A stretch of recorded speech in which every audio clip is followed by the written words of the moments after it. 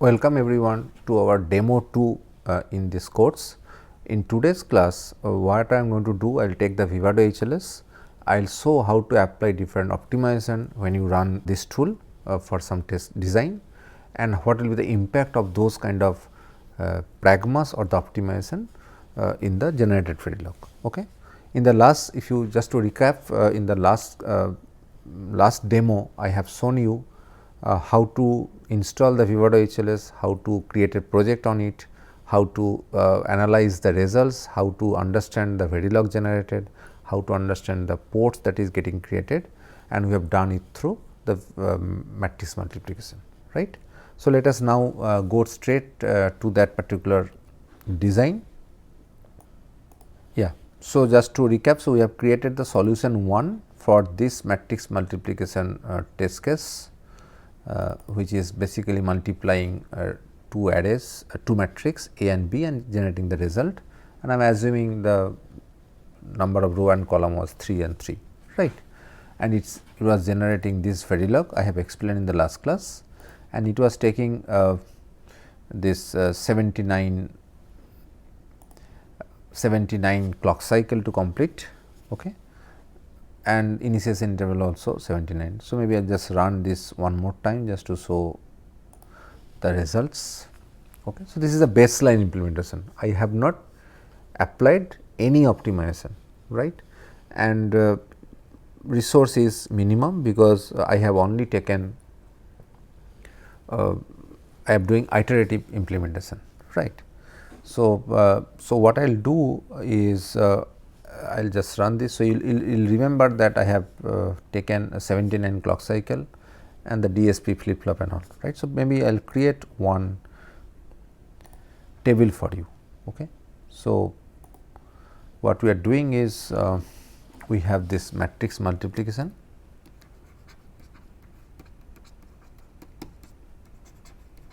So, the baseline, right, baseline is we will write the latency, then II, the initial interval, then the number of flip flop, then LUTs and DSPs. There is no RAM here because internally there is no array, right. Baseline we have seen that is a 79, flip flop was 44, I guess this was some 1, this is 149, I guess. We will correct it if it is wrong. Okay. So, now we will apply optimization. Okay. So, we have this this was 185 LUT, we will correct it. Okay. So, now I will create new solution. So, if you try to create a new solution, there is a button here. So, now solution 2, let us say this is for unroll. Okay. This is for unroll 1, right. So, I have created this. So, you have to copy everything from here, right. So, this is creating the solution unroll 1. So, now I will apply the different optimization. So, I can apply the pragma unroll and pipeline that I have talked to you, right. So, these are the most useful pragmas or the optimization that you can do here. So, what unroll does? It will unroll the loop. If you put the unroll here, it will unroll the entire part, right. So, if I make the unroll here, okay, what will happen? So, this part of the code will be unrolled, right. That means that there will be no rule, it will be unrolled and it will be individual operations, right.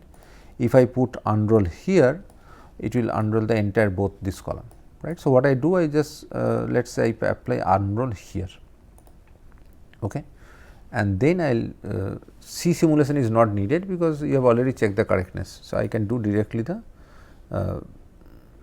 okay. So, it is basically say that I should save. So, I have save and it will work, right.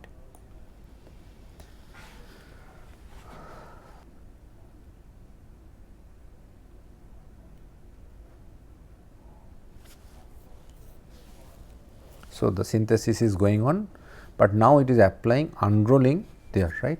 Now, you can see that your latency becomes 67 because you have unrolled the lower loop, right. So, there are 3 operations, there are 3 iterations of the loop, right. So, if you see here this loop has 3 iterations. So, that 3 iteration will become 3 operation and there will be some scheduling on that. So, there are 3 operation, but each of the operation has multiplication, addition and array read. So, they will be scheduled such a way that it will improve your latency, and you can see that. So, maybe I will do one thing, I will, instead of creating this table, what I will do, I will create a insert a table. Okay. So, that will be more clear for you, right. So, this is baseline, this was the latency, this is II, this is flip flop, this is LUT, then you have DSP, right. There is no RAM here. So, maybe clock period I will write here clock.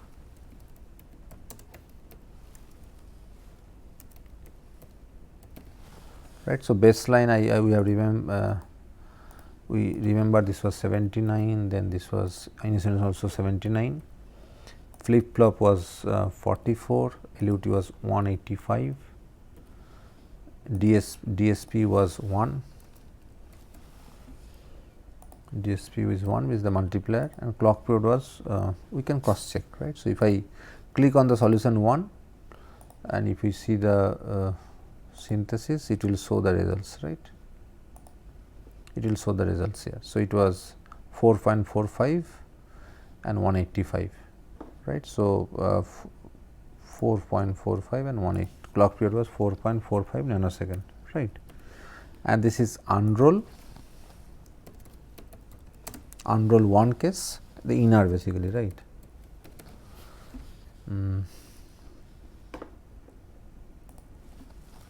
So, in this case, what is the resource we can note down. In this case, it was 67 the clock period, and you have 3 DSP because you unroll the operation, there are 3 multiplication row, right. So, you will do in parallel. So, there are 3 DSPs, right. So, 3 DSPs flip flop 89 and 404. So, obviously, unroll increase the resource, right. So, it is 67, II is 67, flip flop is how much, flip flop is 89, 404, 89, 404, and then DSP is 3 because there are 3 multiplication, and the clock period is kind of remains same, I guess, it does not impact much. Okay. So, clock period will get the same 4.45. So, you can see now just doing unroll you are able to reduce the latency by 12 clocks, right. 12 clocks, but your resource is almost getting double, right. So, 3 times almost, right. So, it is not a good one, right. Or let us do one thing, let us now apply the unroll in the top level. So, if I instead of doing here, if I do the unroll here, what will happen, the entire code will be unrolled. So, now you will effectively have 9 multiplication because 3 into 3, right. So, those many operation can be scheduled. Now, it depends on the scheduler how we will do it. If you see the schedule, you will see for example, for this case let us say I show the analysis, you will see that it is now this 3 products, right, the 3 product, and they have been scheduled like this, right. So, they are each of them is taking 2 clock because this multiplication in DSP sometimes takes more than 1 clock. So, this is 2 clock, this is 2 clock, this is their schedule, right, because there are 3 different resource, they can be scheduled like this, right. But overall that structure of the loop is similar, right. So, this is how you will see the analysis. I will suggest you actually do more and identify these things. Okay. So, what I am doing now, instead of applying the pragma here, I will do at the top level now, okay, and I will do the synthesis again. So, I am just doing in the same solution, you can create another solution and create multiple version and to compare, okay. But I am doing in the same place just for I am keeping 3 version, right. One is the baseline, another one is the unrolled, and one is the pipeline version. So, again all those things is happening in the scheduling and everything. So, it will generate a different Verilog code. You should open this Verilog and check what is happening. So, in this case latency becomes 75. So, it is not doing much, right. So, I will note down again. So, this is unroll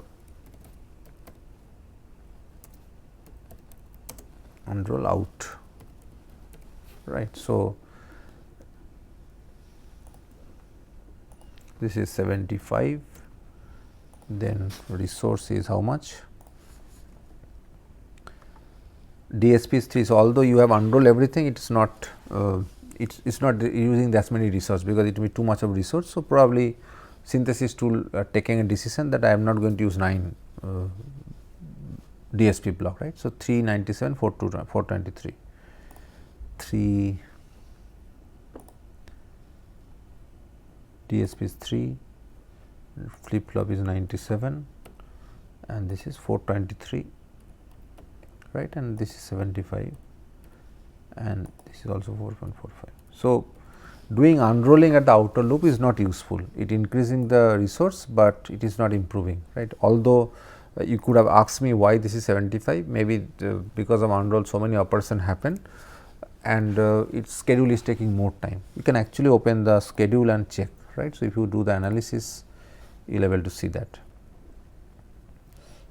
right. So, it will basically, if you see here, both column is, there are 3 column which is get unrolled, right. So, column 1, column 2, and this is the schedule of column 1, right. So, so column 1 is scheduled. So, they can be overlapped, right, because they are now unrolled and they are independent, right. So, this is the schedule, and this is why it is taking more time. Okay. So, you can actually analyze this is more, interest of time I am not going into all detail, but now let us create another solution with pipeline. Okay. So, what I will do, I will create a new solution which is solution 3, which is pipeline. Okay. And I will create this. So, what I will do now, I will apply the pipeline pragma. So, I will comment out this, I will enable this. So, this is I will do in the innermost loop, right. So, I will save it and synthesize. I will request you to open the Verilog and cross check what is the difference in Verilog in 2 versions. You will see it will be some difference will be there, right, and that will give you an idea how things are happening. So, let us complete the synthesis and then we will note down the numbers. Yeah. So, synthesis is done. So, now it take because you have done pipeline, maybe it is doing more operation. So, it clock is 5.78 bit slower, right.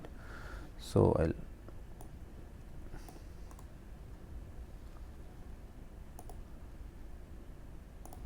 so now pipeline inner.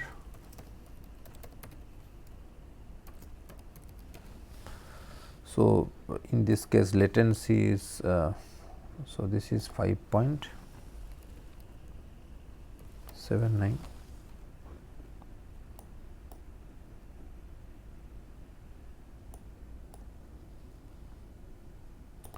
Okay. So, what are the other numbers?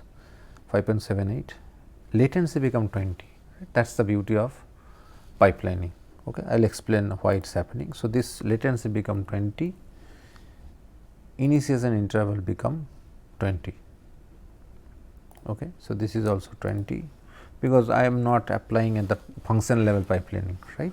That is why II will be always with this, and the resource is 2 DSP 51 flip flop 318, right, 251 318, 2 DSP 51 flip flop 51 flip flop and then 318 is the result. So, now you compare this versus the baseline, you will see that your latency improved by 4 times from 79 to 20, right, 4 times improvement. Resource has not improved much, just 1 DSP more, LUT is double, flip flop is just 10 more, right. So, this is the good result, right. So, the pipeline actually does not increase the area much, but it does the improve the latency very very well. Why? Because now it will 2 different iteration will be work in parallel, right, in a pipeline manner. I have already explained these things in detail in theory. So, I am not going in detail, but now the multiple iteration of the loops will happen in parallel, right. So, that is why this is going to impacting this much. Okay. Just for completeness of this discussion, so I will apply the pipeline at the here. Okay. So, and then I will save and synthesize one more time.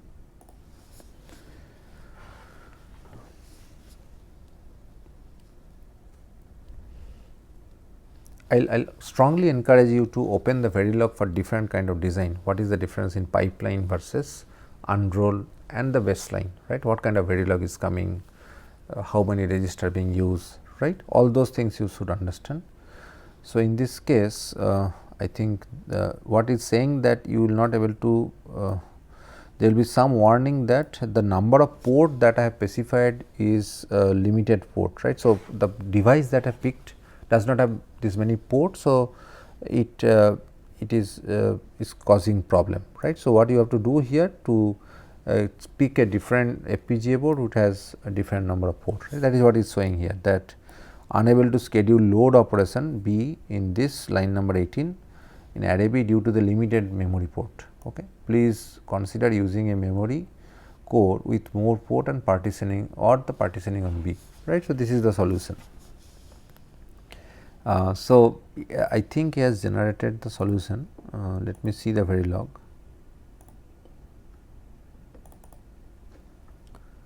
Okay. So, because of pipelining, it is try to create 2 port for B, right. So, this is B C0 C0 Q0 and this is 2, and it is saying that it needs more port now, right. Earlier only 3 ports for B, now 6 ports, and that probably causing for this FPGA board, but I think but still is generate the Verilog, but you will not able to use this FPGA for doing this, that is the warning. Okay. It is not error, it is warning. Okay. This is the Verilog. Because you are doing pipelining, you are going to read more, I mean 2 value from the A together, right. So, let us see the synthesis result, which is 5.15 and it is 17, it is further improved. It is going to happen because now the both internal loop will be pipelined. Okay. So, let me note down the values. So, this is pipeline outer.